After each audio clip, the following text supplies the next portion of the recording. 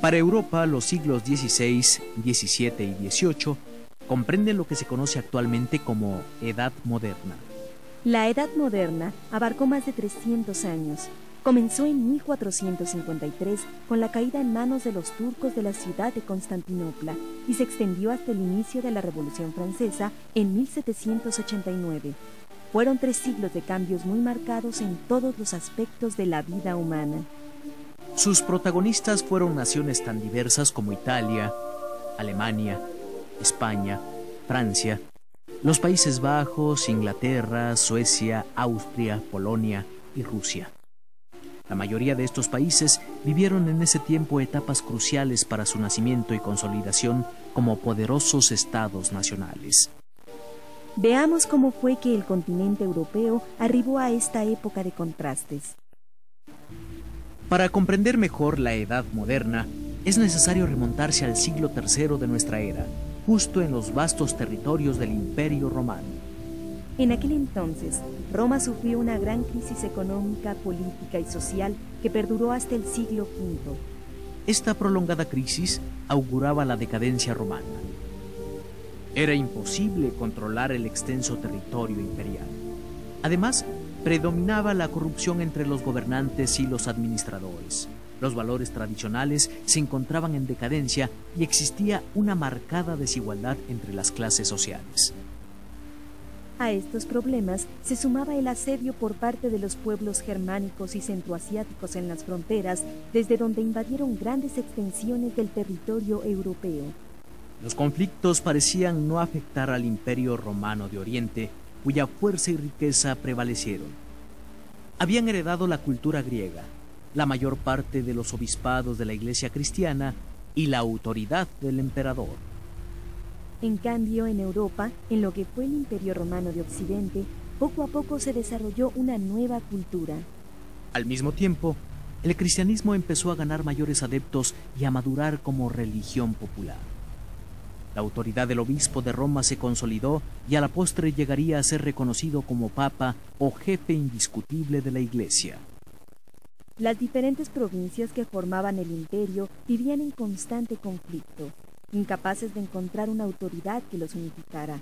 Por siglos, los pueblos europeos se dedicaron principalmente a la guerra, la agricultura y la religión. No hubo en Europa ningún monarca realmente fuerte hasta que en la Navidad del año 800, Carlomagno, rey de los francos, fue coronado emperador. De esta manera se convirtió en plena Edad Media en el primer gran rey de la Europa cristiana. Con Carlomagno se empezó a generar la idea del reinado por derecho divino, idea capital para el surgimiento de las monarquías absolutas en la Edad Moderna.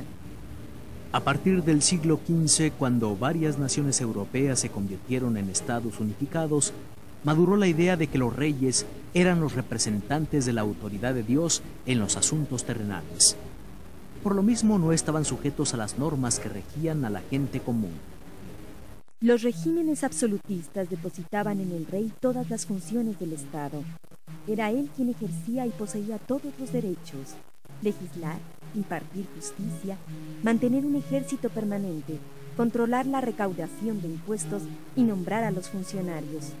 Así, las leyes emanaban del monarca, quien podía imponerlas a toda la sociedad.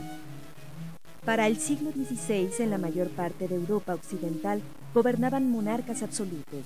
Esta tendencia prevaleció durante los siglos XVII y XVIII en diferentes naciones. Francia con Luis XIV, España con Carlos I y Felipe II, e Inglaterra con Enrique VIII. Más tarde hubo también regímenes absolutistas en Prusia, Austria y Rusia. La vida de los reyes absolutos era fastuosa y llena de lujos. Además, a diferencia de los monarcas del medievo, no se consideraban sujetos a la autoridad del Papa y de la Iglesia. De hecho, como el Papa gobernaba sobre extensos territorios en Italia, los monarcas de España y de Francia llegaron a estar en guerra contra él. Hemos dicho que la Edad Moderna fue una época de grandes contrastes, y en cierta forma así es toda la historia humana. Es importante comprender que, tal y como sucede en la física, una fuerza surge acompañada de otras que se le oponen, pero al mismo tiempo le sirven de apoyo. Los cambios resultantes son producto de la acción conjunta de estas fuerzas opuestas. Algo similar sucedió en la Edad Moderna. Aunque la voluntad del rey era la única directriz del gobierno, resultaba inútil sin la debida organización que pudiera hacer realidad los deseos del soberano. Por ello, los monarcas se rodearon de hombres sabios e instruidos y fomentaron la educación y la investigación científica. Bajo las monarquías absolutistas se construyeron grandes imperios con administraciones y ejércitos eficaces. Al mismo tiempo se llevaron a cabo importantes empresas comerciales, industriales y bancarias, apoyadas en el desarrollo científico y técnico. El estímulo al conocimiento contribuyó a que surgieran tendencias e ideas opuestas entre sí, a pesar de que compartían las mismas circunstancias culturales e históricas. Podemos imaginar la vida europea en la Edad Moderna como si estuviese sostenida por 4 pilares que a la vez se oponían y cooperaban entre sí.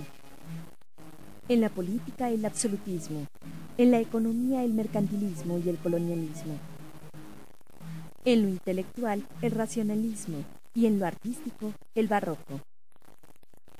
Los contrastes de la Edad Moderna se extendieron más allá del terreno de las ideas. Mientras los monarcas y los cortesanos gozaban de una vida llena de lujo, los campesinos y obreros atravesaban por múltiples problemas debido al pago de impuestos y a las guerras frecuentes en las que participaban por órdenes de los soberanos. En la Edad Moderna se presentaron una multitud de hechos sorprendentes en cuanto a su variedad y trascendencia. El Renacimiento se extendió como un movimiento intelectual ascendente y deslumbrante.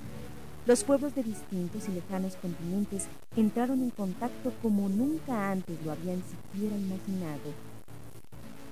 Se rompió la unidad de los cristianos y la autoridad indiscutible de la Iglesia romana. Surgieron imperios grandes y poderosos.